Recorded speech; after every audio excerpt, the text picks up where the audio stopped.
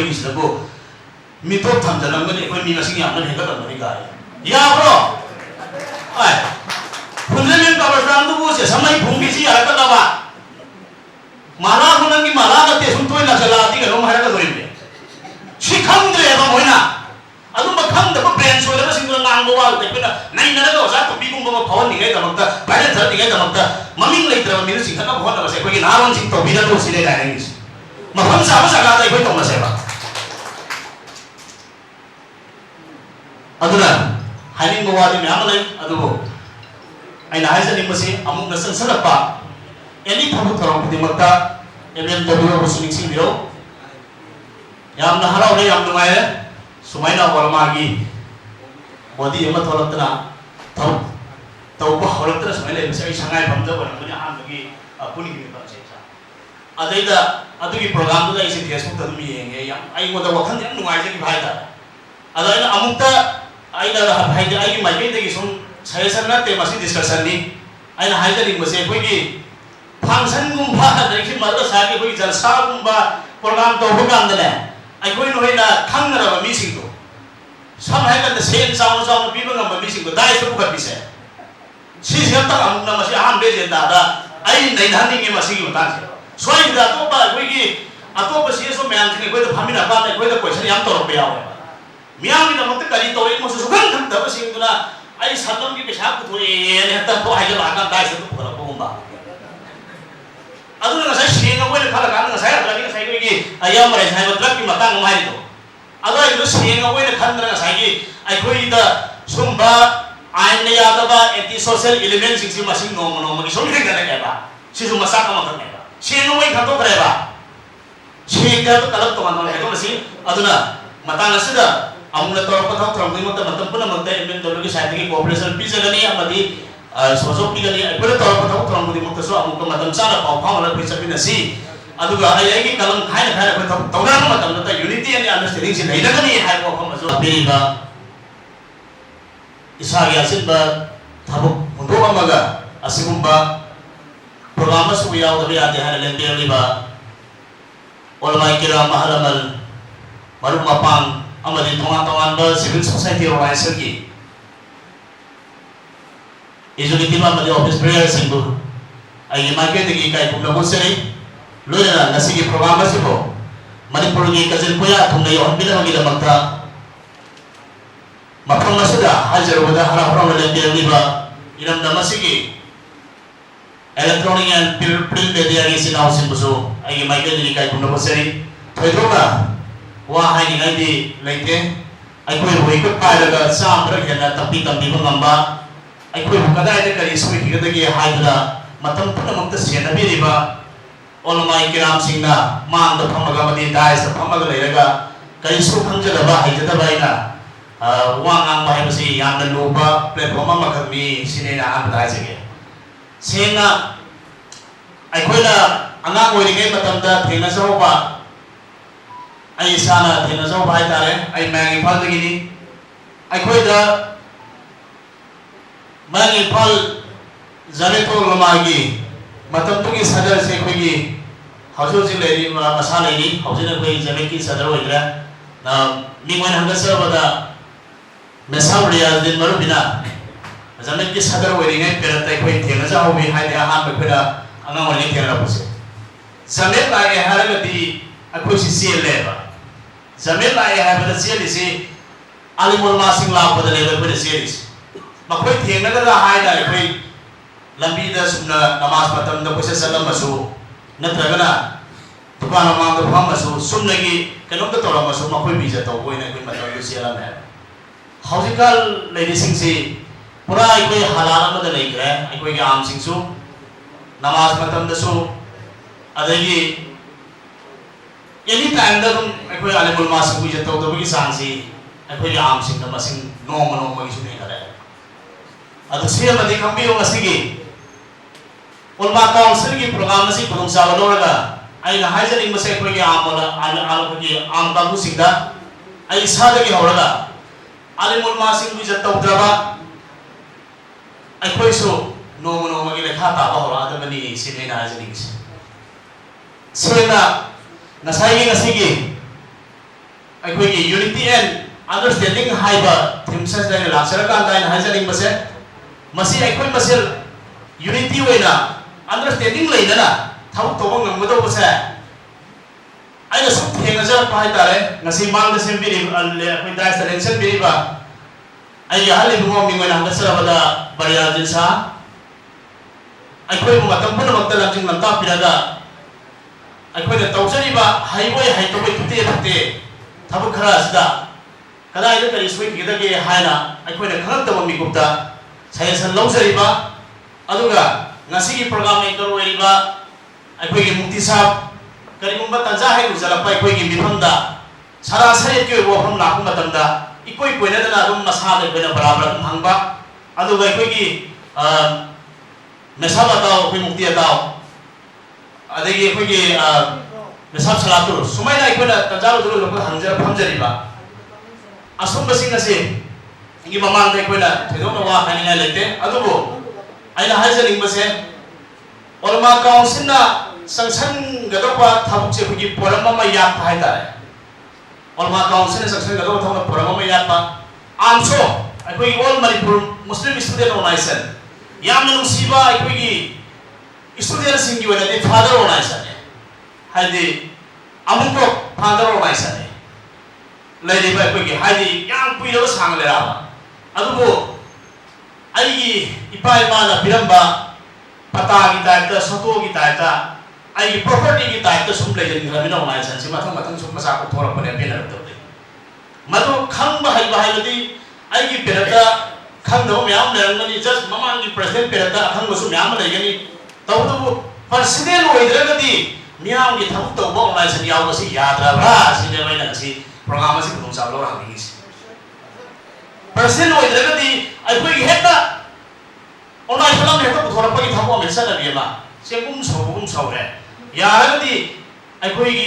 MMWꯒꯤ ꯐꯝ ꯄꯥꯏꯖꯔꯤꯕ ꯏꯁꯥ ꯑꯃꯗꯤ ꯌꯥꯔꯒꯗꯤ ꯊꯕꯛ ꯄꯨꯟꯅ ꯑꯩꯈꯣꯏ ꯇꯧꯃꯤꯟꯅꯕ ꯌꯥꯕ ꯂꯩꯇꯥꯔꯒꯗꯤ MMWꯁꯤꯁꯨ ꯄꯨꯟꯅ ꯑꯝꯇꯪ ꯄꯨꯟꯁꯜꯂꯒ ꯌꯥꯔꯒꯗꯤ ꯑꯩꯈꯣꯏ ꯁꯦꯔꯦꯟꯗꯔ ꯇꯧꯖꯒꯦ ꯊꯕꯛ ꯑꯝꯇꯪ ꯇꯧꯃꯤꯟꯅꯁꯦ ꯑꯩꯈꯣꯏ ꯐꯝꯗꯨ ꯅꯠꯇꯦ ꯗꯔꯀꯥꯔ ꯂꯩꯔꯤꯁꯤ MMW हाइसी MMWA हाइना मैं इफान बेकुल सलामत बाजार दा 2010 दा छापों लगी बने एसोसिएशन हाइना मतम दुदगी ऑर्गेनाइजेशन हाइना मतम दुदा अमुको आमदो आमसो लोई दा पैराइज तो ले रमेगा ऑर्गेनाइजेशन से लेके ले रंबा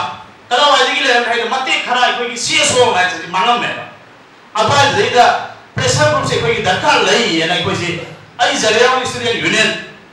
तंपाकी फाइनेंस सेक्रेटरी पूरा मतम दे रंबाने मतम दे MMW सपों अपने MMW तो ज्वाइन तो चलेगी अदुमे तो थोड़ा मतम दा हाउसिंग दा आई MMW की एग्जीक्यूटिव कलेक्ट सिंह दा लेमिनरी सिंह से दा मोस्ट सीनियर है जो ने लेते कोई ऑर्गेनाइजेशन की लक्ष्य मत भी बाहर दिनों से आओ आई हम दुनिया ते दरकार है इसे आई थारुक दुनिया में दरकार है पर्सनल हो इधर कभी ऑर्गेनाइजेशन याव तभी आते हैं वो खलो से अमुक की लेने में एग्जीक्यूटिव सिंह दा कोलमा सिंह दा कितने वाकले है भी करो एक कौन कन बगी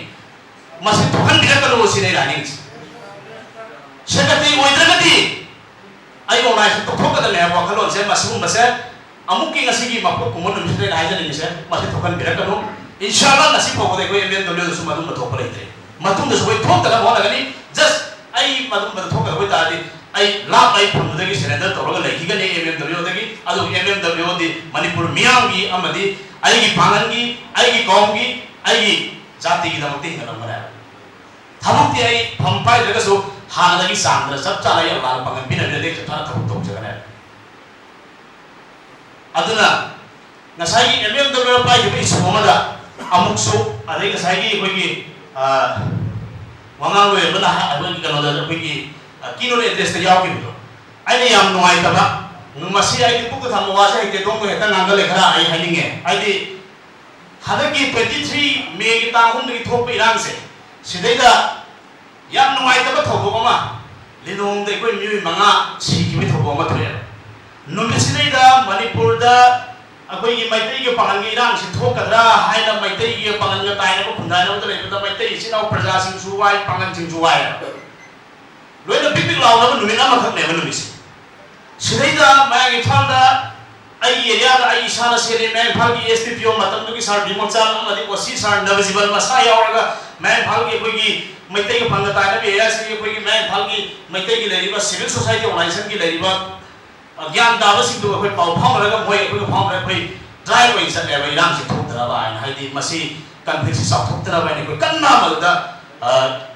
शांति की पाउजिल पुवे ने सट मसी मफम फम पुटिंग की जस्ट अदुगी मतुंदा लिलोंदा जेएससी ना कौबम मीटिंग अपन मणिपुर मियाम की मीटिंग में कौरम मतुंदा सु मतुंदा federation of civil society organisation की पाउ मनहर मसा यावरगा अंदा मैतै की रूप पांगन के कोई कोलैबोरेशन पुन कोई सोरा दा कोता दा मथम मथम कोई रावलेना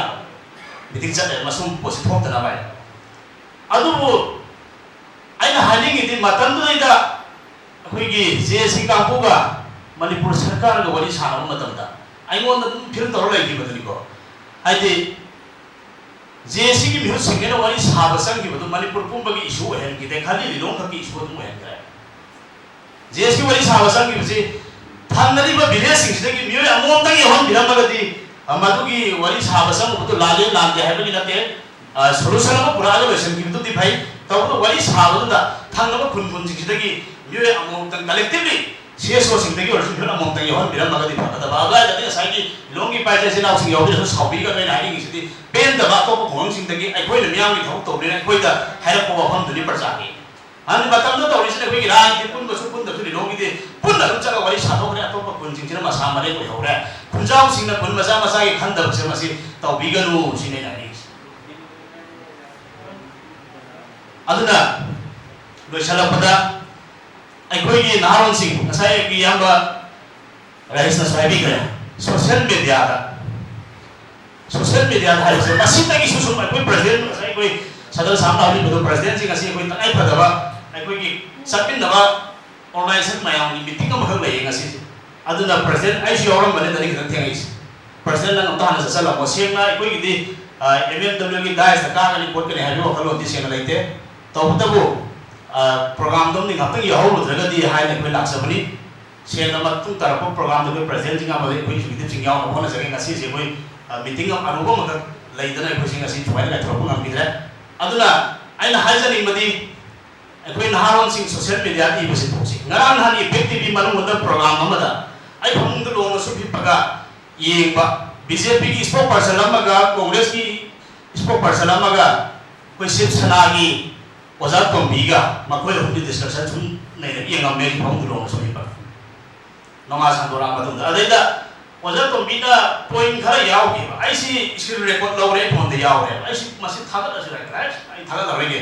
ओजा तोंबी एसी बिना ममिंग सु थानाद्रबा अदैगी वा ओइना सु कनो तो लैने सु खंद्रबा गाव रिबा फैरिबा कनो ज्ञान सु ताद्रबा गाव को ब्रेन सु बिसना हाइबो वाको वारा दाइन खल्ला गैसि नै ठोकरेबा थागत्रेबा नाता लेगा से कोइ ना गया जिना सोशल मीडिया से वाइ चाहिएबा